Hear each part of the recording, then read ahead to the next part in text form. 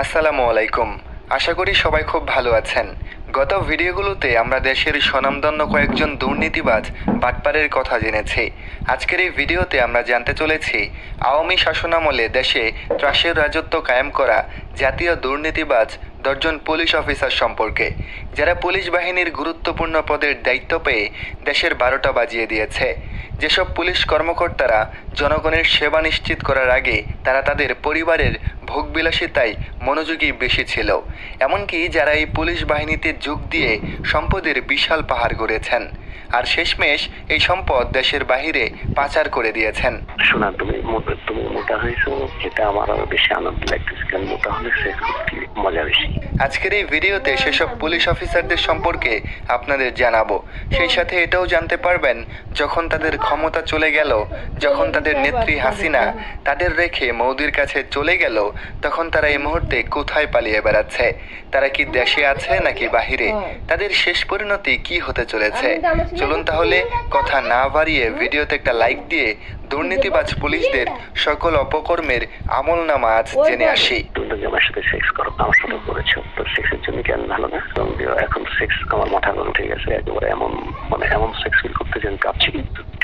একটু ওয়েট করো, আমি আসছি। দেশের সেরা 10 জাতীয় দুর্নীতিবাজ পুলিশ কর্মকর্তার তালিকায় আজ প্রথমে থাকছে ডিবি হারুনুর রশিদ সাহেব।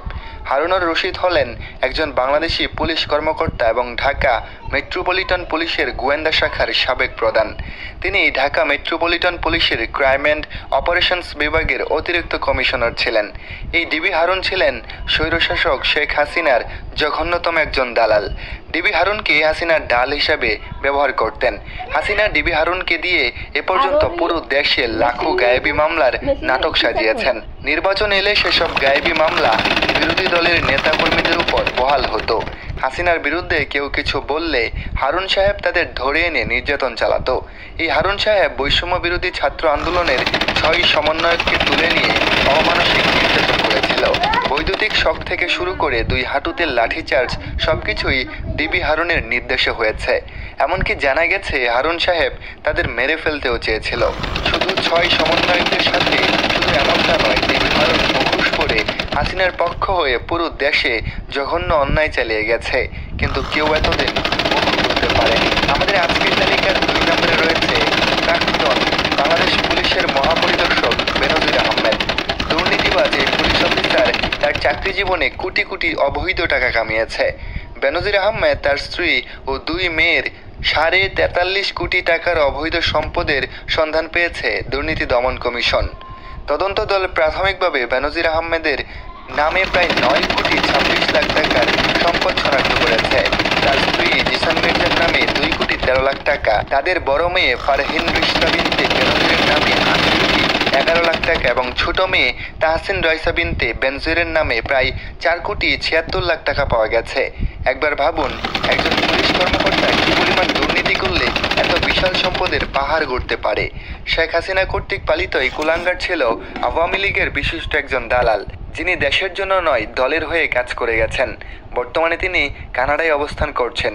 প্রশাসনের কাছে অনুরোধ করব এসব ব্যক্তিদের যেন টেনে হিঁচড়ে দেশে ফেরত আনা হয়। শোনো, পুরোনো অর্ডারলিটা তো কেউ নেই, তুমি আসলে এখন কেউ চিনবে না। তাই তো আমার অফিসটা আমি যে কোনো সময় তোমার অফিসে আসতে পারবো।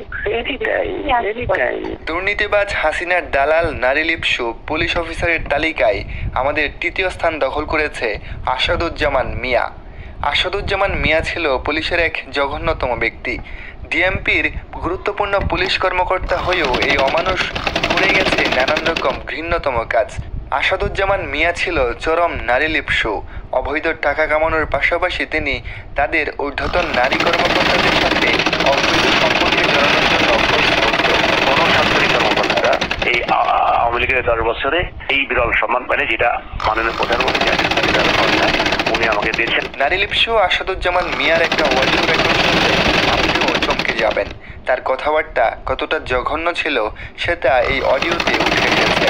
আপনারা এই অডিওটা শুনুন। ছাত্র জনতা সহ আমি বাংলাদেশের প্রশাসনের থেকে আপনারা এদের কঠিন শাস্তির ব্যবস্থা করুন। এদের শাস্তি দেখে বলতে চাই, রাজনৈতিক সংগঠন ঢাকা মেট্রোপলিটন পুলিশ একটি পেশাদার সংস্থা। রাষ্ট্রের একটি অত্যন্ত গুরুত্বপূর্ণ এবং পেশাদার একটি সংস্থা। আমাদের আজকের তালিকার চতুর্থ দুর্নীতিবাজ পুলিশ অফিসারের তালিকায় রয়েছে ঢাকা মেট্রোপলিটনের যুগ্ম কমিশনার বিপ্লব কুমার সরকার।